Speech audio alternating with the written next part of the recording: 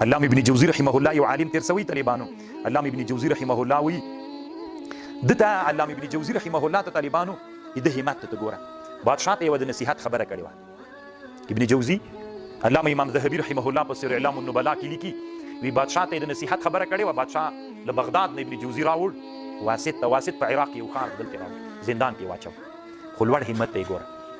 وی د باز له ځالې نه به باز الوزي د ده یو زوی یوسف نومېده د 11 کلن و طالبانو په دنیا کې ډېر خطرناکه واعظ او تقریر کوونکی ابن جوزي تېر سوی حنبلي عالم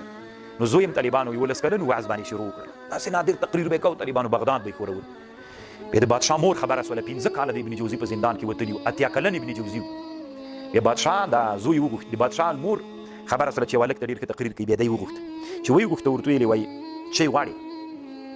انعام کې نو د ابن جوزي زوی یوسف ورته ویلې وی غواړم دا درنه چې ته بادشاه ته د تا زوی د ما پلار بندي کړی د ما پلار راخوشي کوي چېرته د وي په واسط کې بادشاه ته ویلي وي ورته خوشی کړه چونکې مور یې وله 15 کاله بعد ابن جوزي رحمه الله زوی په کښتۍ کې سپور سو واسط ته لاړو کله چې واسط ته لاړو ابن جوزي رحمه الله چې کله له زندان نه راووته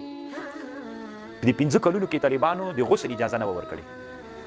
خو چې راووته له زندان نه په زندان کې اورېدلي چې په واسط کې د علم قراءت یو لوی امام ده ابن جوزي ورته ویلي چې ما علم د قراءت نه ده کړی نو دلته به د عالم سره یو څه وخت تېر کړو چې علم د قراءت تېر زده کړو 8 میاشتې طالبانو پس له زندان نه دلته په واسط ته چې سپین ګیری که نه ابن جوزي چې په زندان کې و طالبانو یو زوی ډېر خراب سوی هم د بې نصیحت ورته کړی لفتة الکبد عند نصیحة الولد لکه سپین ګیری پلار بندي و د کور مشر نه و زمن یې دغسې بس ګرځېدلي ول بې لارې سوي و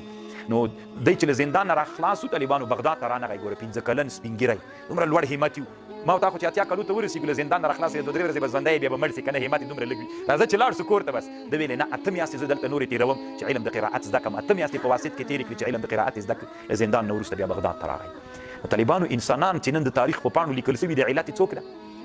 لوړ او معالي همتونه دي الله پاک دې موږ ته هم لوړ او معالي همتونه